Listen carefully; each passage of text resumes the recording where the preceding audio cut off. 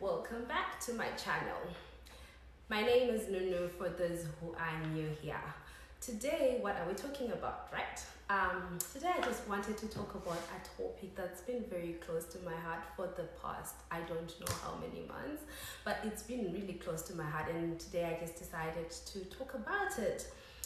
Talk about something that we all go through when those life challenges hit. Like, how do you handle it when a health crisis arises, when you're facing a heartbreak, or when you lose a job, and all the things that could be happening, losing friendships and everything. How do you handle it? Because it can be overwhelming.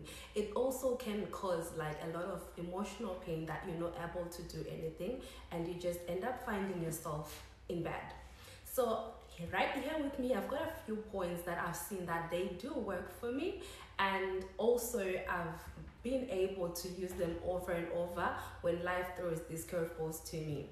The first thing that I do is to pause and breathe, like to just take a break before I react, because it's human nature to kind of panic and think, oh my god, what is happening? But before you react, you need to pause. You need to just breathe, and you need to give yourself time to process everything, how it happened, where it happened, what could have been the cause of it, and to also think about the right ways that you're going to handle these situations, to make sure that your brain is in a right moment when you make those decisions, to make sure that your brain is stable and not thinking rationally, like actually you're thinking rationally and you're not thinking like in a panic mode. So for just to take a break, take a step back and reflect. And also that has worked for me in the past, so I'm just giving you ideas and also tips that has worked for me. You might want to use them, you might want to do what you like, tweak them around and see what works for you. The second thing that I do is just accepting what I can't control, because if I worry a lot, I tend to have anxiety, and that will also stop my process, and it also stops me from functioning. So I just like accept it. Let's say, for example, it's me losing a friend, or it's me losing a job because of some like maybe retention or something like that. I just like accept it because I can't change it. So that has worked for me in the past, although it's like been a hardest thing to do, but it's one of the most freeing things that you can do. And the next step that I would do is to assess the situation on a more objective side. So what do I mean by this? So when emotions run high, it's easy to catastrophize words, right? So I need to pause and like kind of analyze, what's the best way to go about this? What's the best way I can handle this situation? What do I need to do? Who do I need to talk to? Do I need to talk to anyone at all? But mostly pray. While in that moment, pray. God will show you the steps that you need to take, and sometimes also like reach out to friends while you're in the moment, because practical help do matter.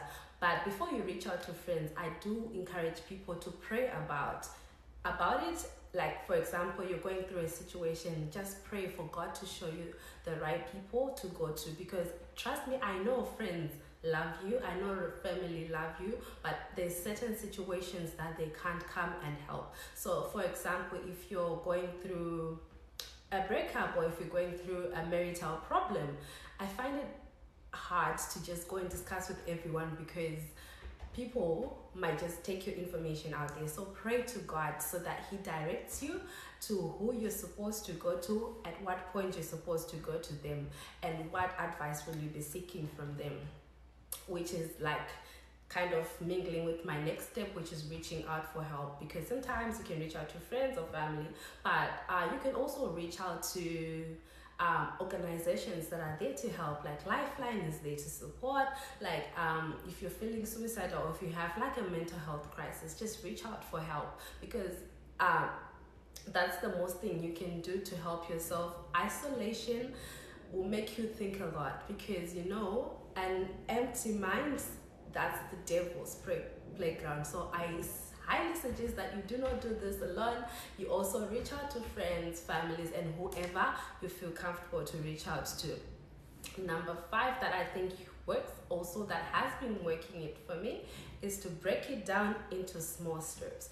Or I know you want to have a job as quickly as you can. I know you want to have a job or in a very short space of time, but also guide yourself and know that this is going to take some time. So I do break it into small steps.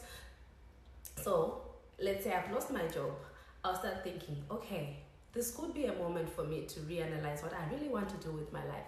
So I sit down, go on the job marketplace, see what's around, see what would benefit me, see what would benefit my career. Then I get into that, rather than just panicking and going to apply for what you don't even want to do because you just want a job. So, and then that next thing is not to lose your values. Do not lose your values. You need to be so anchored in your values, because if you lose your values, trust me, you are bound to just accept everything that comes your way. You're just bound to say, oh, because I'm in such a situation, so I have to accept so and so. Even though some things may be illegal, that you're actually accepting because you are in a tight space. So it is very important that as you pray for strength to be anchored in your values. I repeat, pray for strength to remain anchored in your values, because this is so important. And the other one that I do is to be flexible and remain open-minded, because guys, if you stuck on one idea, it could limit what's around for you.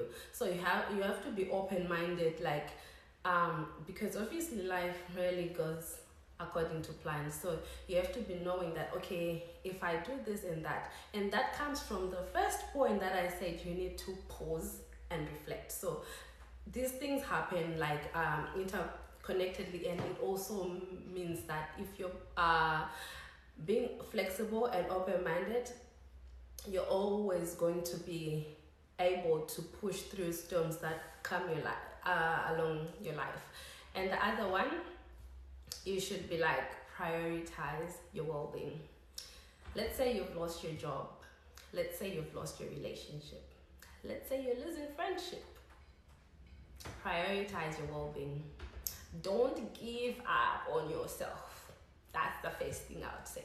Do not give up on yourself. Continue hitting the gym. Continue going to the gym. Continue eating well. Continue drinking water. Do not oversleep. Do not overdo things that are bad for your health. One thing that's bad for your health, by the way, this is just a side comment, gossip. Don't do it.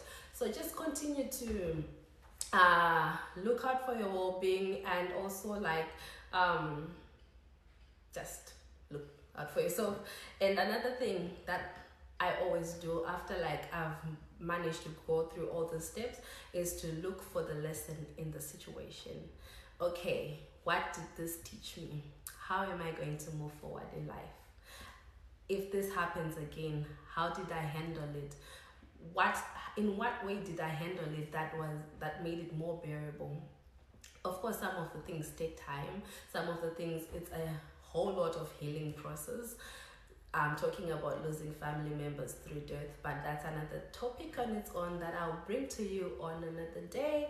But in this moment, just take time to debrief with yourself. Think about the things that you have done well and tap yourself on the back. And obviously, these the steps that I normally take when life throws its curveballs. Obviously, you have your own ways that you do. You have your own steps that might work for you. But I was just encouraging someone, because most people do tend to panic. So do not panic. You've got this. And I hope to see you in my next video. Please do subscribe.